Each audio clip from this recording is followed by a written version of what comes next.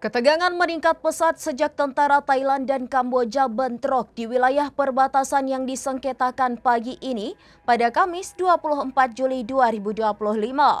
Setidaknya 9 warga sipil Thailand tewas dalam baku tembak antara pasukan Thailand dan Kamboja di wilayah perbatasan yang disengketakan. Ketegangan meningkat pesat sejak tentara Thailand dan Kamboja bentrok di wilayah perbatasan yang disengketakan pagi ini pada Kamis 24 Juli 2025. Setidaknya 9 warga sipil Thailand tewas dalam baku tembak antara pasukan Thailand dan Kamboja di wilayah perbatasan yang disengketakan.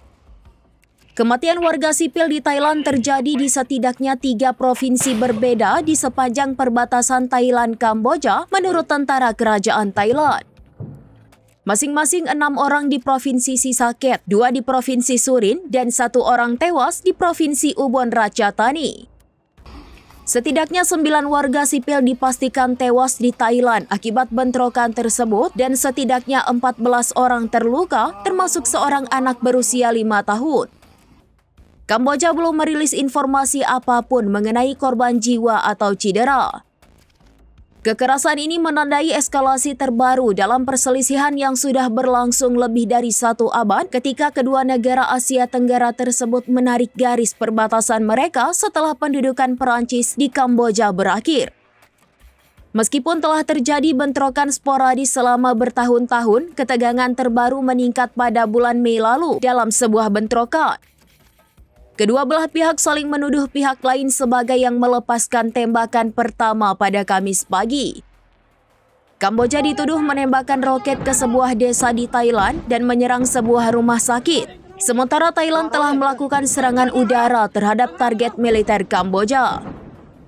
Kamboja telah menurunkan hubungannya dengan Thailand dan meminta Dewan Keamanan PBB untuk bersidang menuduh pesaingnya menggunakan kekuatan yang berlebihan.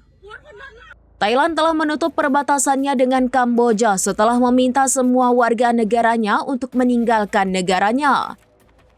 Thailand mengecam Kamboja pada hari Kamis sebagai negara yang tidak manusiawi, brutal, dan haus perang.